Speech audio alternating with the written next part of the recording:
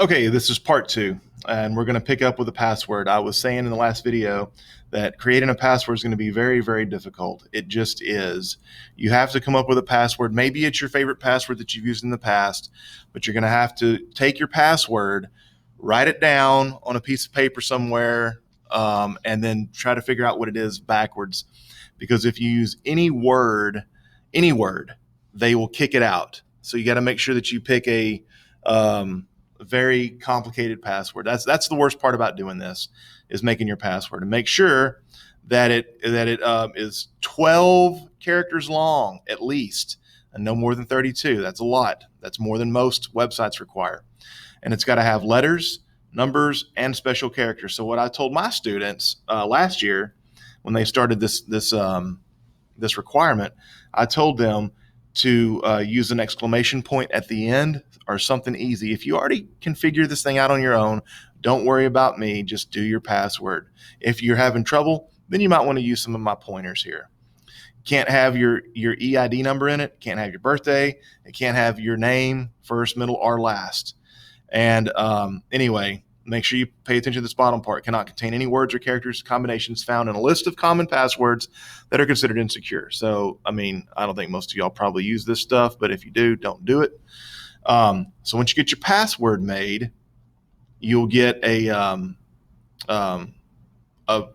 thing to confirm this is your name, this is your date of birth, and you're about to create an UTEID for this person, and you click yes, that's me. And then you go down here, and it's going to give you this screen. It's going to give you your UTEID. Your UTEID is extremely important. You need to write it down. You need to put it in your phone. You need to commit it to memory because you're going to be using this EID like every day. So do not lose it. Write it down before you click to log on. And by the way, don't click log on using your UTID. Now, what happens if you click on this right here is it's going to log you into the UT system, but you will not be on the OnRamps system. That's going to really screw you up. And then you're not going to be able to log into OnRamps until you figure out how to log out. And I had to do that for about half my students last year. So do not click this. Once you are done, click on return to the main UTEID page. All right. So as a matter of fact, I don't even think you need to click on this. Don't click on this at all.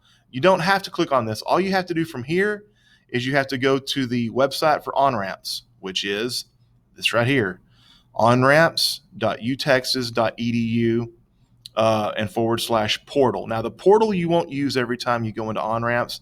The portal is only for getting signed up for the actual classes, which is what we're going to try to get done today. So you have this page here. You make sure that you're on the OnRamps part of the web page, because if you're on the UT website and not on the OnRamps part of it and you sign in, you're going to have the same problem.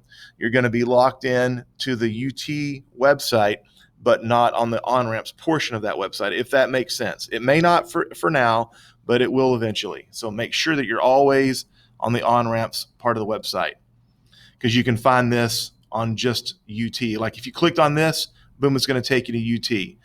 So you need to make sure you're in OnRamps. Those are two distinct things. So once you're in there, you click on create a profile, and you're going to have to kind of go through some of the same things that you did just a little bit ago with your UTEID, with some personal information. Review and update your student profile, and it'll have a welcome screen up there for you. And for creating your profile, you're going to make sure that your information is correct. Make sure that you have a good email address. We talked about that in the first video. Make sure you use a non-Fourth ISD email address, a Google email, Gmail, whatever. Those are fine. Let me see here. You have to review and accept the FERPA information. You have to click submit to save your profile. And then once you get in there, you click on register for a course. And when you register for a course, you can go ahead and click on it. If you have more than one OnRamps course, get it done at the same time. You just click on which one. Now, if you're in my period 1, then you're going to be in section 1. If you're in my period 2, you're going to be in my section 2. That does not include if you're in anything later than that. I will put that out on Google Classroom.